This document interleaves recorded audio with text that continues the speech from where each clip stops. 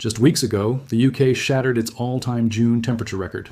Not once, not twice, but 3 days in a row. Now, as the country finally catches its breath, the big question on everyone's mind is the heat done, or is there another wave building? What the models are showing right now might surprise you. Introduction. Welcome back. If you have been following UK weather closely this summer, you will know that June 2026 has been nothing short of extraordinary. We have seen record-breaking temperatures, amber extreme heat warnings, and nights so warm that sleep became a genuine struggle for millions of people. But now that the most intense heat has eased, the forecasters are not exactly telling us to put the sun cream away just yet. In this video, we are going to walk through exactly what happened during the recent heat wave, where things stand right now, and what the latest signals suggest about the coming days and weeks. Whether you're planning a holiday, working outdoors, or just trying to figure out what to pack this week, this update is for you. Background. To understand where we are, it helps to understand how we got here. Britain's weather is, famously, shaped by a constant tug of war. On one side, you have the Atlantic, a reliable source of cool, wet, unsettled conditions driven by the jet stream.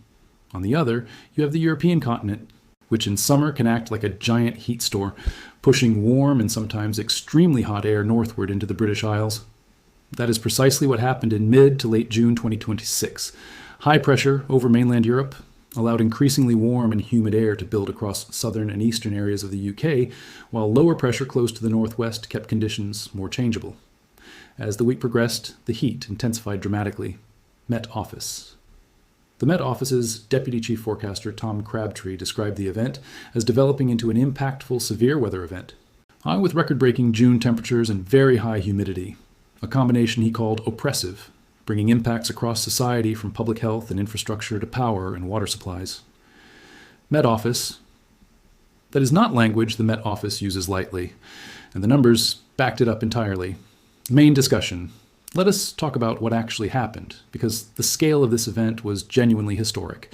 The UK provisionally recorded a new maximum temperature record for June for the third consecutive day, with 37.3 degrees Celsius reached at Santon Downham in Suffolk on the 26th of June. To put that in context, the previous record for June had stood for decades. Breaking it once would have been remarkable.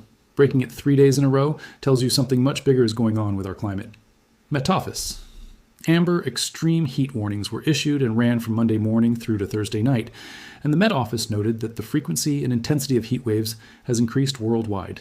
Met Office. One thing that made this event particularly uncomfortable was not just the raw temperature, but the humidity. Humidity was a key feature during the period, making it feel even hotter than the raw temperatures alone might suggest, with a combination of heat and high humidity leading to elevated heat index values across much of the UK, increasing the risk of impacts on health, infrastructure, and transport. Met Office. For many people in southern England, nights were simply unbearable. Overnight temperatures during the heat wave hovered above a tropical 20 degrees Celsius. That matters enormously for health because the body relies on cooler nights to recover from the heat of the day. When that relief does not come, the risks, particularly for older people, young children, and those with underlying health conditions, escalate significantly. GB News. The Met Office noted that heat health alerts were issued by the UK Health Security Agency, with warnings urging people to plan time outside to avoid the hottest part of the day. Met Office. Away from the south and east, the story was rather different. Further north, conditions also felt notably warm, with highs reaching the high 20s across northern England, southern Scotland, and northern Ireland, though the far north of Scotland was somewhat cooler, with some outbreaks of rain at times. That north-south split is a pattern we have seen repeatedly this summer, and it is one that looks set to continue in the coming weeks. Met Office, latest developments. So where do things stand right now, as of the end of June and into early July? The intense heat has begun to retreat. The current spell of exceptionally hot and humid weather gradually eased from the west, and by Sunday, a more marked change came into place across the UK, with the jet stream reasserting itself and allowing Atlantic weather systems to move in more freely, bringing a mix of sunshine and showers for many, along with breezier conditions and a noticeable drop in temperatures. Met Office. Met Office meteorologist Liam Eslick confirmed that overnight temperatures were going to be a lot more comfortable, and that humidity was going to be much lower. That is genuinely good news for most of the country after what has been an exhausting stretch. GB News. But here's where it gets interesting for the week ahead.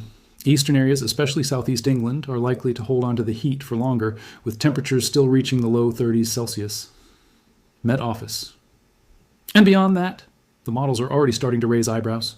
Weather models for the start of next month have begun to show another blast of temperatures in the high 30s, with southern and eastern Britain once again in the firing line for what could be a third scorcher of 2026, driven by a dome of high pressure similar to the heat dome that affected Europe and Britain last week. GB News' Jim Dale, a meteorologist for British Weather Services and co-author of a book on surviving extreme weather, put it this way. He said it is currently on the edge, and that although the models are backing off slightly, there are signs that temperatures through the end of this week and into July will start to rise again. GB News. It is worth being clear here. This is still a developing forecast. The further out you look, the less certainty there is. The Met Office has noted that individual weather forecasts gradually drift away from observed outcomes over the course of 10 days or so, because even small errors in observing the atmosphere's initial state grow into increasingly widespread differences. In plain terms, the signal is there, but we should hold it loosely until we get closer to the dates in question. Met Office, what this could mean. Let us think about what another bout of 30-degree plus heat would actually mean, should it materialize. For public health, the concern is cumulative. When a population goes through one heat wave and then faces another in quick succession, the body has less time to recover. The UK Health Security Agency and the NHS have both emphasized that heat-related illness, from dehydration and heat exhaustion to, in the most severe cases, heat stroke, is entirely preventable, but only if people take precautions early. There is also the question of infrastructure.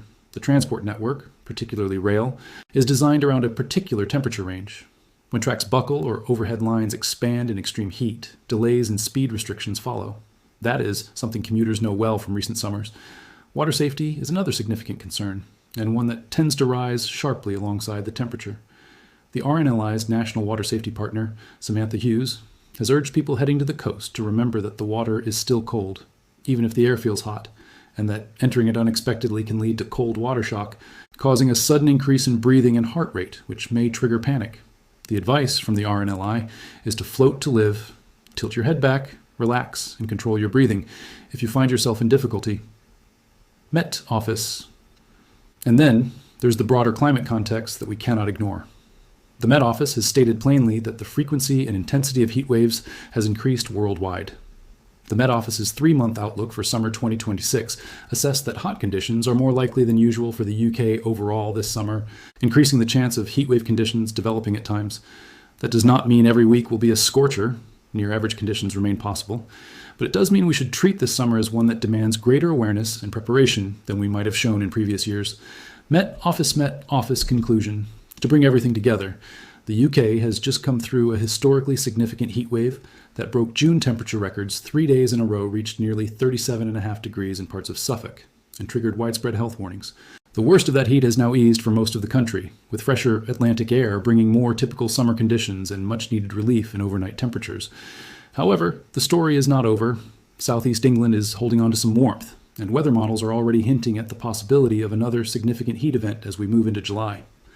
Meteorologists are cautious about the detail at this range, but the broad signal is clear enough to take seriously. Keep an eye on the Met Office's short-range forecasts over the coming days. Those will give you the most reliable picture as confidence increases. In the meantime, the practical advice remains the same regardless of what the models show. Stay hydrated, avoid the hottest part of the day, check in on vulnerable neighbors and relatives, and if you are heading to any stretch of water this week, please respect the RNLI's safety advice. The water is colder than it looks.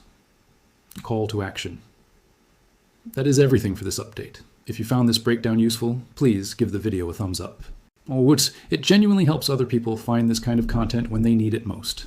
Subscribe if you have not already, because we will be posting further weather updates as the situation develops over the coming days.